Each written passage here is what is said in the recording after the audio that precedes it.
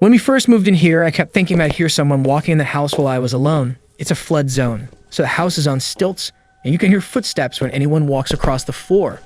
Of course, this is Texas, so I just grab my handgun and go see if someone had come in.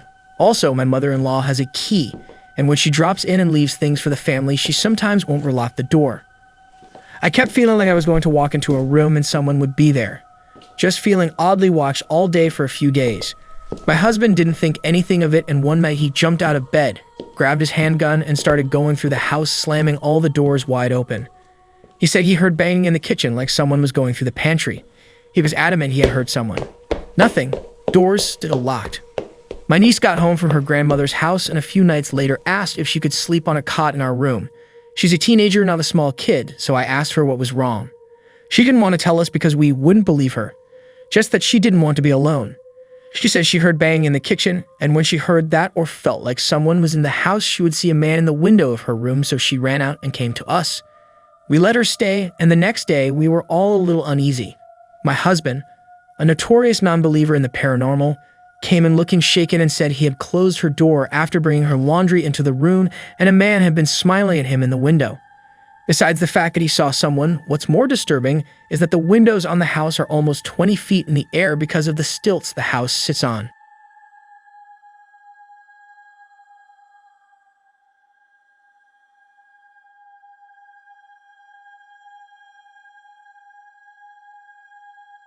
I grew up in the middle of the woods in Louisiana. Our closest neighbor was 20 miles away. Our house was on a hill, and at the bottom was the creek that went through the woods for miles and miles. My grandfather would always tell us there were people living in the woods, crazy inbred folks. On some the hills have eyes shit, but I always assumed he was just trying to creep us out. So one night when I was like 8 years old, I sat in the living room watching Pearl Harbor. My father comes into the living room and tells me not to move, that he heard footsteps and the back door slammed shut on his way to the bathroom. He thinks someone was in the house and that he scared them off when he walked down the hallway to the bathroom. So he leaves the house, leaving the front door wide open, which scared the shit out of me. I paused the movie and just listened to silence for a couple minutes. And of course, the guy is still inside. I'm staring out of the doorway to the living room and see the top of a head peek around the corner. A head with a white sheet over it, cut and tied at the neck. I'm paralyzed, and even if I wanted to run, there'd be nowhere to go but towards this creepy-ass dude. He just stares at me for what feels like forever before he leaves towards the back of the house. The back door slams again. I just sit there and start crying until my father comes back inside. My dad tells me that as he rounded the corner to the back of the house, he caught the guy leaving out the back door. The guy sees my dad and books it down the hill.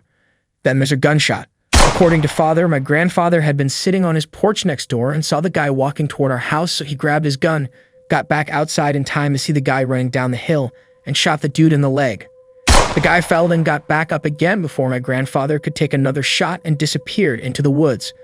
By the time the cops show up, he is gone. They search but can't find the guy.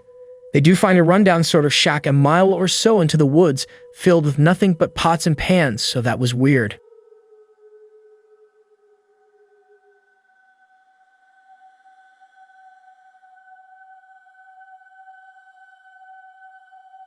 I live by the Adriatic coast of Italy.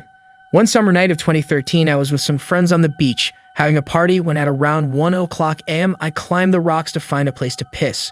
There was a full moon and I could see very clearly.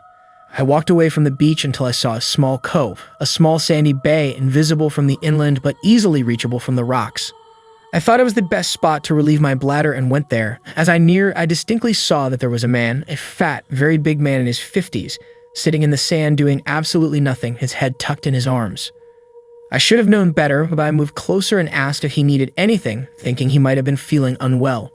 He raised this bull-like head and started screaming madly to get away from him lest he killed me by cracking my head on the rocks. I scrambled and ran like crazy back to my friends. I turned backwards, and I was relieved to find that he wasn't following me. We called the police, who came and discovered that he was a mentally ill person who hadn't taken his medications and his family had declared missing in the afternoon.